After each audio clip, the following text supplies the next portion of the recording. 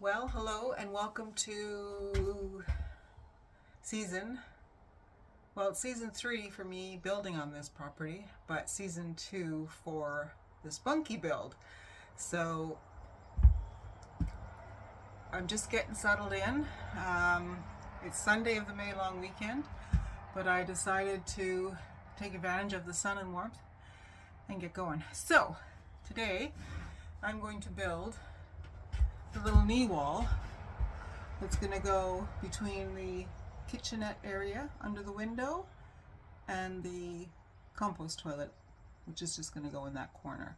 So I'm just going to use pallets. I'm going to make it super simple. I'm probably going to use a wood cladding on the kitchen side and then shelve the other side because you can't have enough shelves in a bathroom. So like the other side of that pallet has quite a bit of opening space, so I think that's going to work out really well. Then I'm going to start plastering. So all of the eaves up in the top, you can't see them, but all around the top part of the building are gaps where I put the vertical cladding on before I left last year, and I want to fill all those gaps with clay plaster, and then I will start making my way down the walls. And I still haven't completely decided what I'm doing. I want some stone on the walls, I want some wood on the walls, and I want some clay on the walls. So, and I have a bazillion things. So for probably 5 years, I've been collecting things from our beach in Newfoundland, from my travels to Mexico, from this property, because when I'm digging in the dirt, I'm bringing up stuff from a life that was lived previously in the house that burned down. So all of those little things I'm going to be laying out on a table outside so that I can start looking at them and thinking about them, because when the plaster's wet on the walls, that's when I can start to create. This is not something I'm terribly good at as an artist. If I see something, I can recreate it. That's my superpower. But for it to come out of here and translate to something interesting to look at, I struggle with that so much. So we'll see what happens. I have some artistic friends and also my neighbor Ron. Hopefully I'll get some help and we'll make some really cool walls. Outside as well, when I do the finish plaster on the outside, the finish line plaster, I'm also going to embed some things in there. So it's going to be really cute, I hope. This is the fun part of the project for me. Still a lot to do, but it's creative. So anyways, today we're going to build a little wall and separate the little tiny kitchenette from the little tiny bathroom. So let's get to work.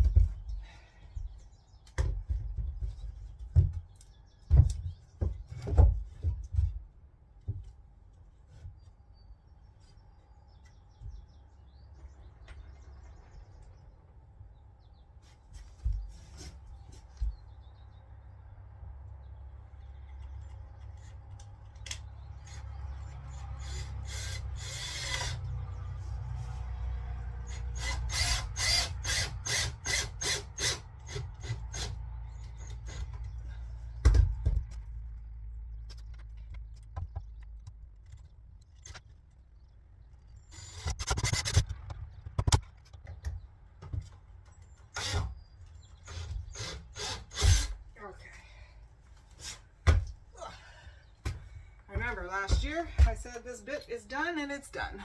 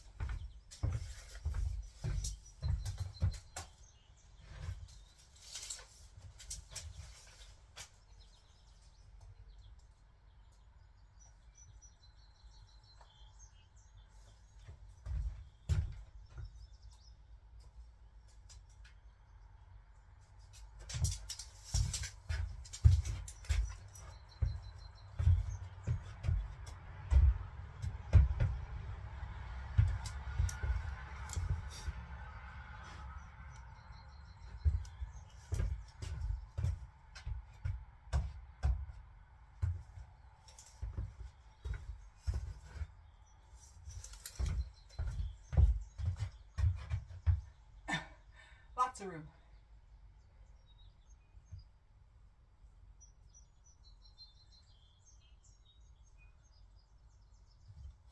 Okay.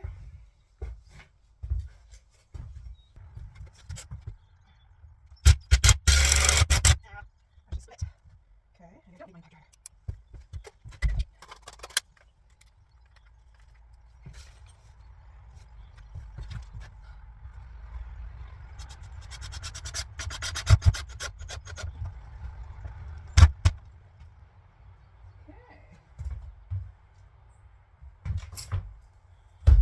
Okay, luckily I can reach in there.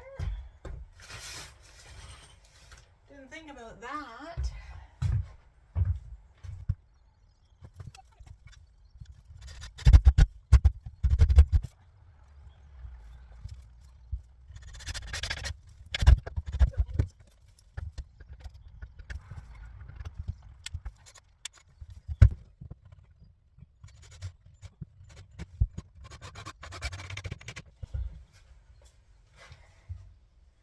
Cool. Alright.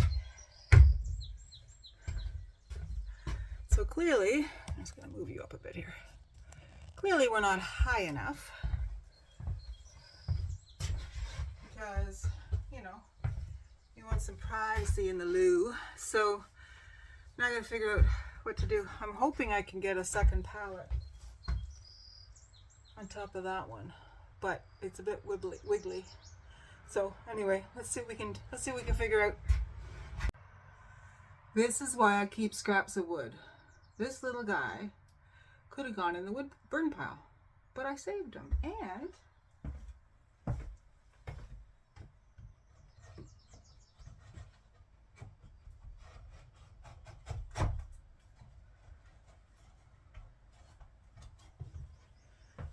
he fits perfect and even has a notch that slides right in that wall. So now I can screw that to the wall and it'll hold my wall in place. And remembering that we're going to have clay plaster all around too, so that's going to help us some support. So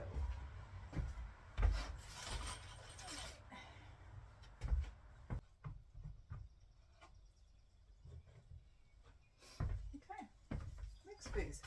Still not actually anchored properly, but it's not moving anymore, so gotta ponder a bit and see if I can get a second one on. The moment of truth. Let's see how we can make this go together. All right.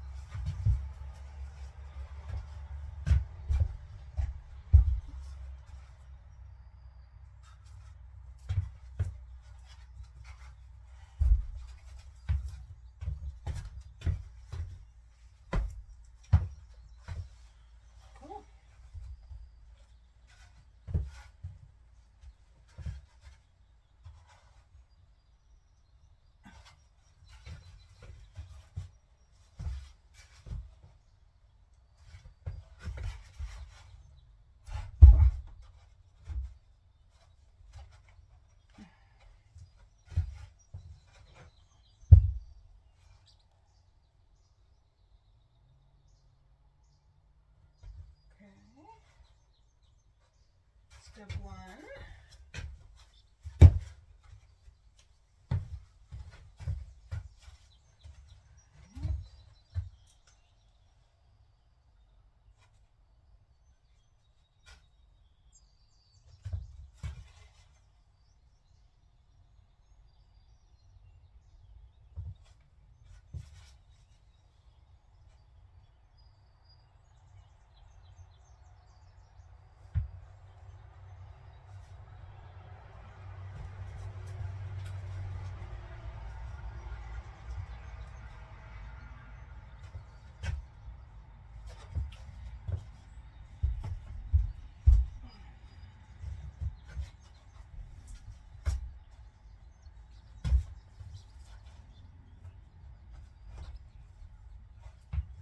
Staggering it is more secure, but then I have this weird end, but I can put a 2x4 on that. So there you go. I think that's going to work out.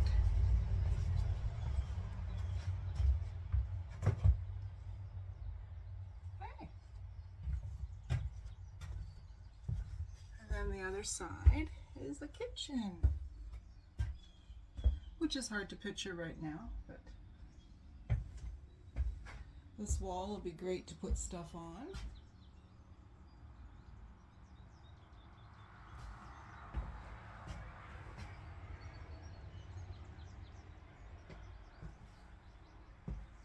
Yeah, I think that's good. I think that's a successful prototype. And now I'm just gonna fasten it together, show you the finished product.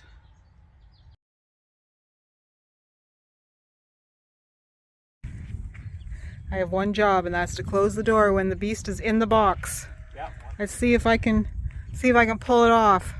I will be very impressed by this because that step up to the back of the truck is very high.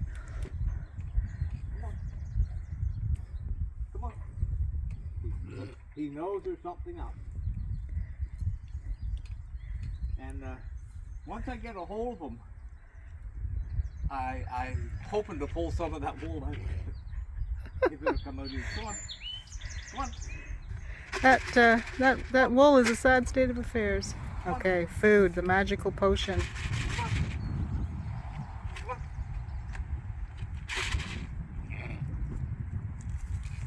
All right, they have contact. I'm very impressed. Very impressed. You got to give them a treat when you get them in. Up you go. Okay, I'm ready to do my one job. Oh, yes. Up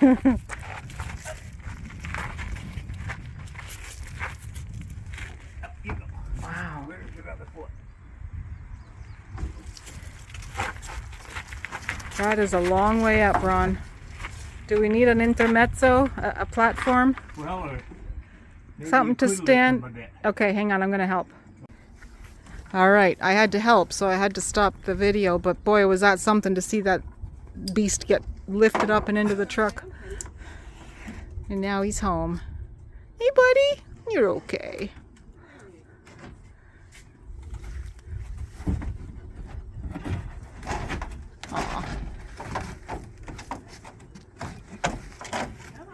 Aw, I know. He's scared. He's scared. You're all right. Oh, darling. Oh, that's probably what he was afraid of, was he slipped. Yeah.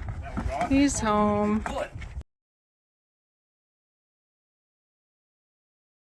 Well, hello. You're new to the family? Oh, look at that one. The bantam is the smallest breed of chicken there is. And this is the largest breed of chicken there is. So that's a chicken. I would have thought that was a rooster. Well, it is a rooster. It is a rooster. Okay. It's called a Brahma, and those are little bantam roosters. Look at you over there. Handsome dude. So then you had little baby guinea fowl last year. Is that them in the cage? Those are homing pigeons. Homing pigeons, okay. Where are the guinea fowl? The what? The guinea fowl you brought, little tiny babies. I just heard it. Oh, the white one over there. I don't have the gray ones anymore, just got the white one. Oh, okay. But I got the, Here you are. hopefully, we're going to have chicks. I got eggs in the... That was one of the babies in the bucket.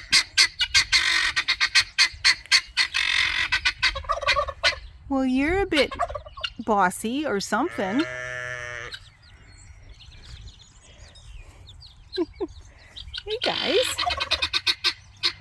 Hi. How are you? Funny looking creatures. That's quite a symphony of sound. You're too cute. The one, the black one, that's one Mark thought was sick. Ah. It's not even there. When it blats, it's a horrible sound.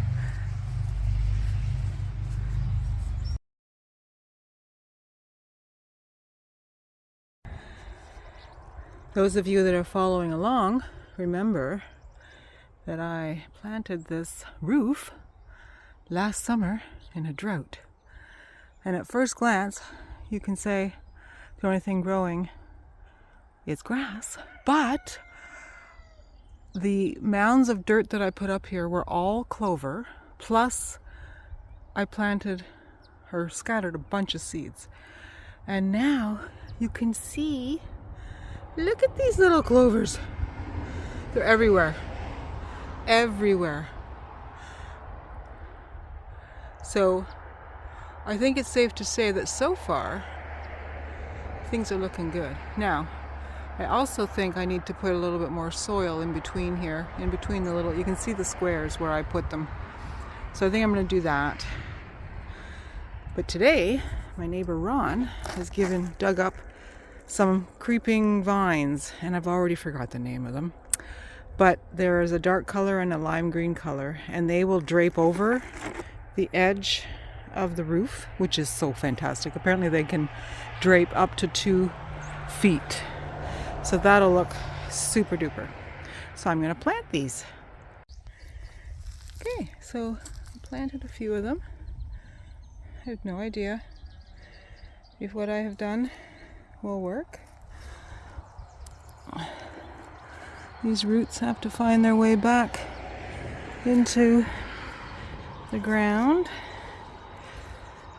But I'm not a gardener, so I don't know.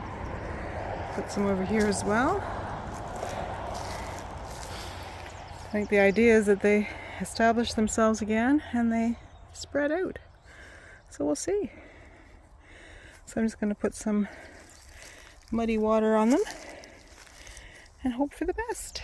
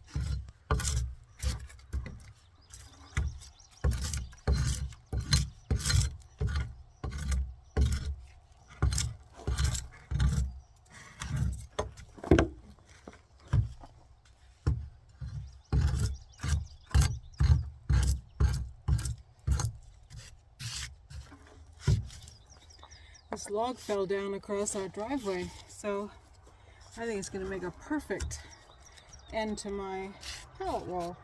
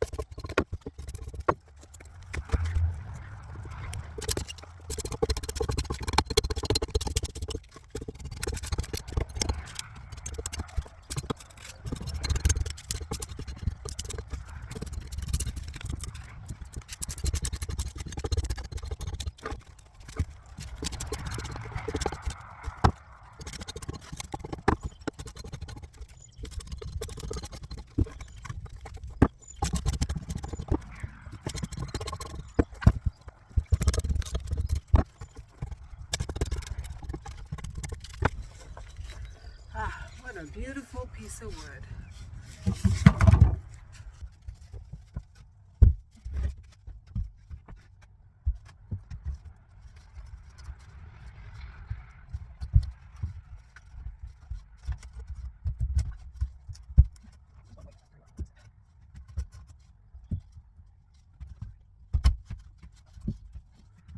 Yeah, that's right there.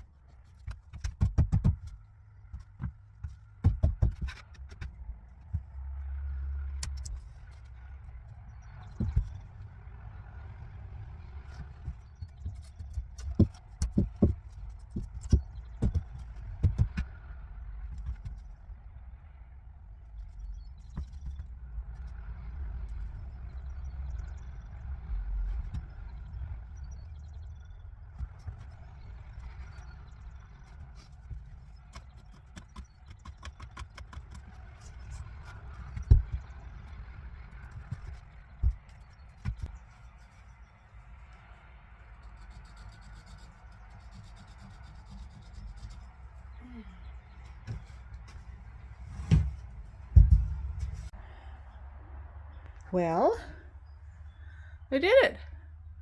It's freestanding and it has been gently tapped into place up under the eaves, and it will attach to the wall. I'll put some screws in here, but then of course I'm going to be filling in all the gaps on this side with a combination of wood and plaster. But now I have this beautiful live, well, dead, but live, real log that frames out my wall. I'm super happy with it.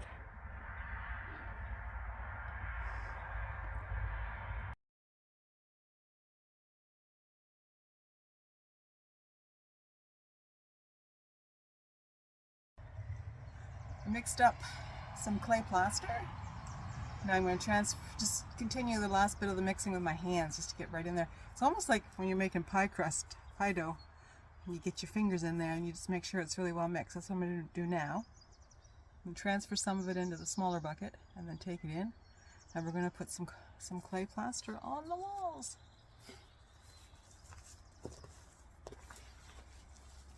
Oh, feels so good.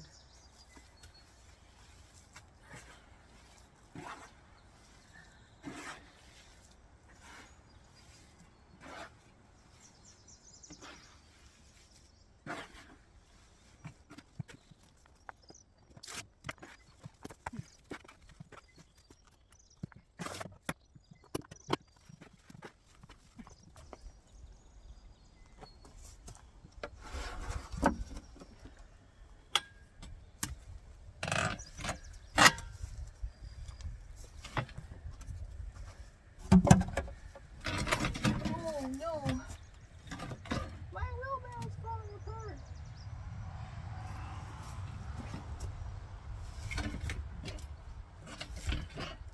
No.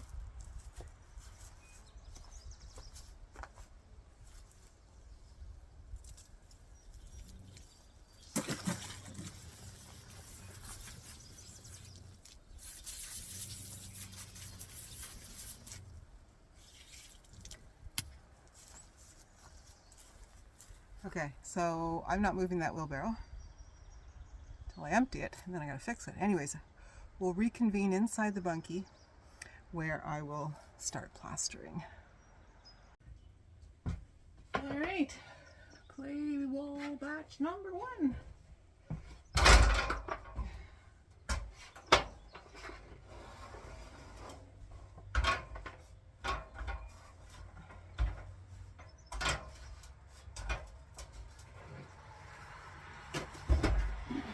So high up, that's not gonna work. You go in there.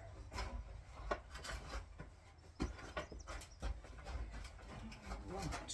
Okay, I need a small bucket, smaller bucket.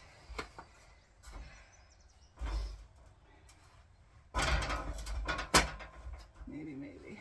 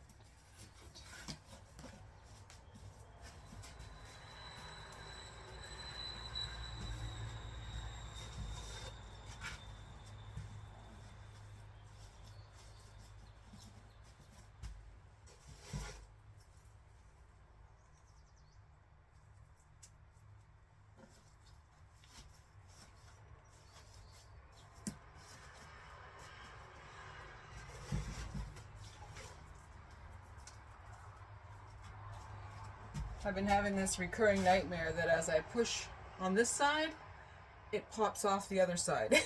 So, let's hope. I gotta be careful. I mean, it feels solid, but, you know.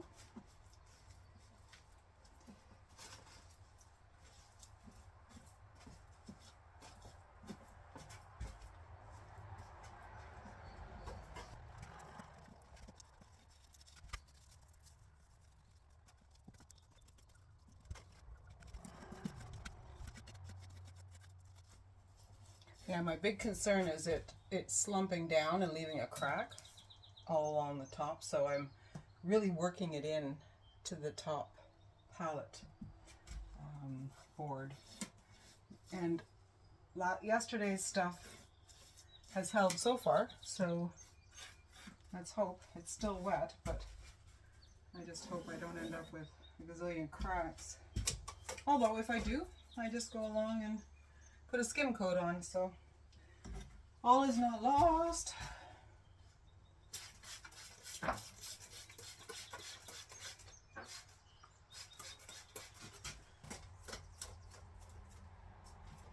And that's how you do it. Only 17,000 more.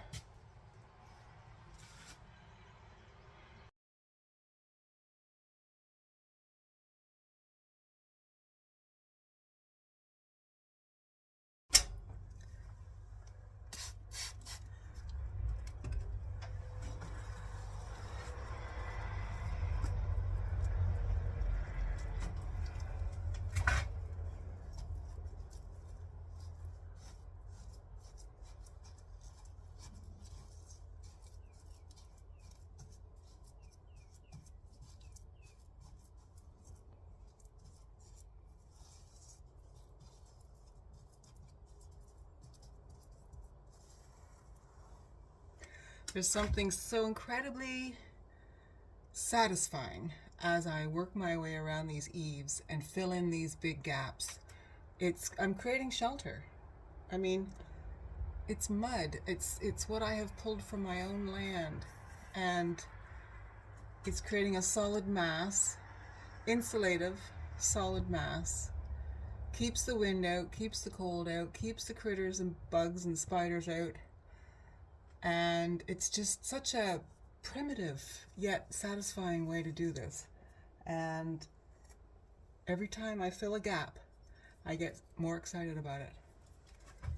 I'm almost around the top, and then I'll start making my way down the walls.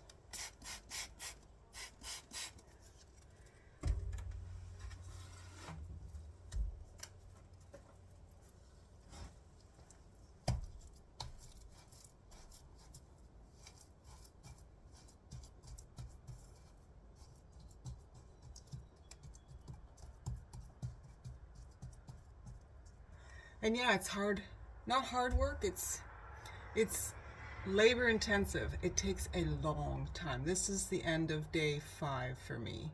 And a lot of the work is with my arms above my head, and so a lot of shoulder and neck discomfort, but so incredibly satisfying.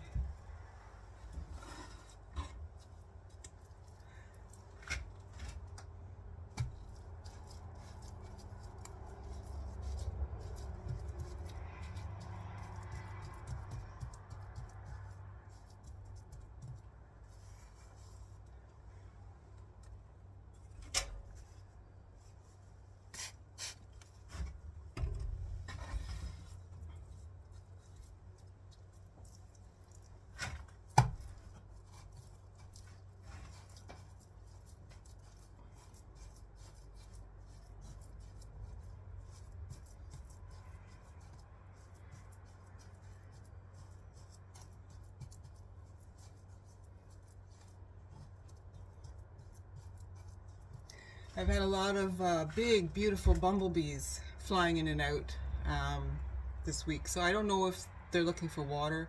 There's something in the clay that attracts them.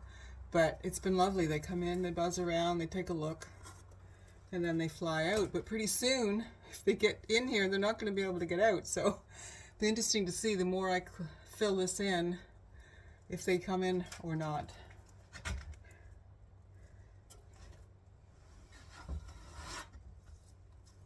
They're lovely though.